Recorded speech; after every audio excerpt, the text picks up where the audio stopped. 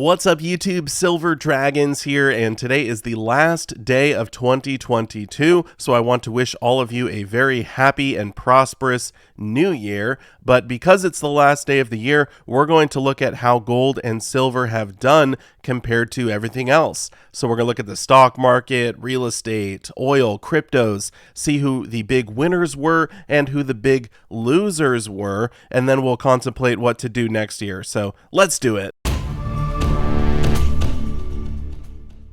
Thank you so much for watching. I do sincerely appreciate it. We're going to kick off with the stock market. So I have the S&P 500 pulled up. As you can see, they were a decline of 19.44% this year, which is crazy. This is the 7th worst year since 1929 for the S&P 500. This puts them on par with like the Great Depression, right? So it was a really, really bad year. If you don't know what the S&P 500 is, they track 500 large companies here in America. Now, these companies have to have a market cap of, I think, over 8 billion or something like that. So these are big companies. There's a bunch of different sectors, and we'll talk about that a little bit later. But this is just kind of like a general overview of the stock market, right? How have they done in 2022? Poorly. Let's look at another index. We have the Dow Jones. Dow Jones was down 8.78% this year. So that's a pretty bad decline. If you don't know, the Dow Jones is 30 blue chip stocks. So these are, stocks that pay a dividend. Think big American companies, right? Chevron, McDonald's, Coca-Cola, Walmart. And they were down almost 9% this year, so a pretty big decline there as well. And then if we go to the last index we will look at today, the NASDAQ, which is very tech heavy, they suffered some big losses right here, down 33.1% for the year. So absolutely crazy. Think big tech companies, right? Apple, Microsoft, Facebook, Google, stuff like that. Those are in the NASDAQ, and they got absolutely slaughtered this year. So all three of the major indexes, we saw declines that were bigger, or the biggest declines, I should say, since the 2008 financial crisis. So, I mean, the Great Recession, we saw some declines in the stock market. We did worse this year, all right? So it was a pretty bad year for stocks. Let's look at the 10 biggest losses for stocks on the year. Now, I ordered these 10 based on who lost the most market cap. So the biggest decline in market cap for 2022 was Apple. And as far as a percentage loss, their stock was down 26.83%. So if you invested in Apple, you probably didn't do that great this year. Next up, we have Amazon, and their stock went down almost 50% in 2022. So a big drop there. Microsoft down 28%, similar to what Apple did. Next up, we have Tesla down 65%, which is absolutely crazy. Then we have Facebook. Facebook is down 64%. They're called Meta now. And we have Nvidia down 50% for the year. So all of these so far have been in the NASDAQ, which is kind of why the NASDAQ got so crushed. Then we have PayPal down 62%, Netflix down 51%, Disney was down 43% for the year, and Salesforce down 47%. So those were the top 10 biggest declines in market cap. And then also we have Google down 39%. So a lot of these big companies did really bad in 2022. So if you were putting a lot of your money into the stock market, probably did not see some crazy gains this year. However, the previous 2 years, you probably did see some gains. So hopefully the declines this year weren't bad enough to destroy your whole portfolio, because hopefully you saw some gains over the last few years. But overall, the stock market did very bad. It was not a great place to have your money. One thing to look at, which I mentioned before, was that the S&P 500 has different categories. So if we look at all 11 of the categories, we can see, which ones performed better than the others. Now, the best performing for 2022 was energy. Energy was up 58%, so a huge gain there, but everything else did bad. So utilities down 1%, healthcare down 4%, industrials down 7%, financials 12% decline, materials 14% decline. So if you're trying to build a deck, I guess, lumber did get cheaper this year. Real estate down 28%. The price for my house that I own went down quite a bit, so I'm sure a lot of you saw similar things.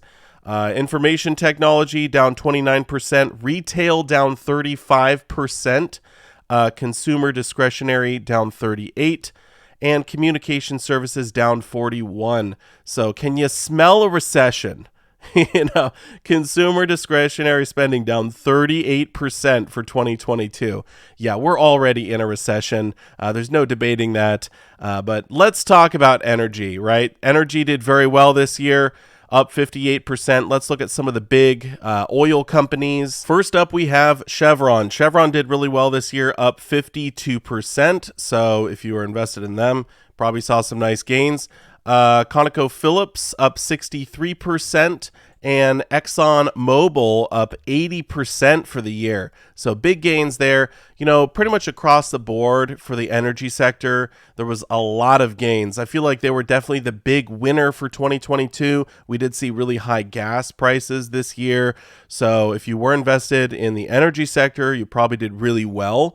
But one sector you probably did really bad in, which we haven't talked about yet, is cryptos. Cryptos got absolutely slaughtered in 2022. If we look at 5 of the biggest cryptos out there, we have Bitcoin coming in with the largest market cap. They were down 64% in 2022. So hopefully you didn't put a ton of money into Bitcoin, at least not earlier in the year, because, over the last few months, I guess you're probably flat. Then we have Ethereum. Ethereum was down 67% this year, so a huge decline in that price. We have Binance Coin down 51%, big decline there. We have XRP down 58%, some pretty big losses. And then we have Cardano down 81%. So hopefully you didn't have a lot of your money in cryptos. I've been saying for a few years, it's kind of like the crypto casino, right? Maybe you'll do good, maybe you'll do really bad. This year, pretty much everyone did really bad. So this brings us to silver and gold. How have precious metals performed in 2022? First up, we got silver. So there were some peaks and valleys this year. The high for the year, silver hit $26 an ounce. The low, it went all the way down to $17.84 an ounce. But overall, for the whole year, silver is up over $1. So $1.05 gain in silver, up 4.58%. So yeah, silver is up for the year. If we look at other things, cryptos, stock market, a lot of that stuff was down. So silver, you did better than pretty much everything except for energy. And then if we look at gold, we can see a similar story in gold. Gold was up $10 on the year, which is just a small gain, about 0.5% gain in gold. So gold was basically flat for the year, but if you had a lot of your money in gold, you didn't lose money, right? You're pretty much flat. And so I feel like you got to be pretty happy with that compared to how everything else did. Now, obviously, there were some high points and low points for gold as well.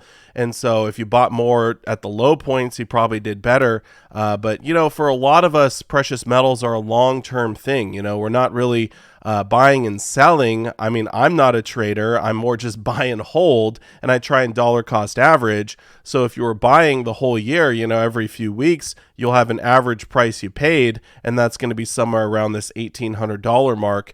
Same goes for silver. If you were just buying a little bit every other week, you actually probably did better in silver than you did in gold, although, we have to factor in premiums and stuff like that as well. But overall, I'm really happy with my gold and silver purchases this year. I wish I would have bought more, actually, but thankfully I don't have too much money in the major indexes, and I have basically no money in cryptos, so I didn't suffer any crazy losses this year.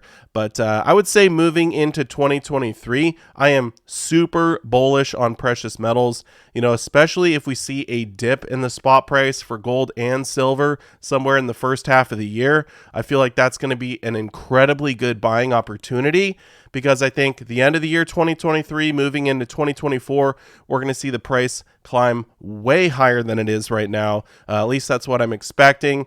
You know, it's kind of hard to time these things. Could be 2025, who knows? But I'm definitely going to be buying a lot more precious metals next year. I'm happy with their performance, but I am curious what your thoughts are. Feel free to leave a comment down below in the comment section, and I will see you all in my next video, which will be next year. So again, have a happy new year. Silver Dragons out.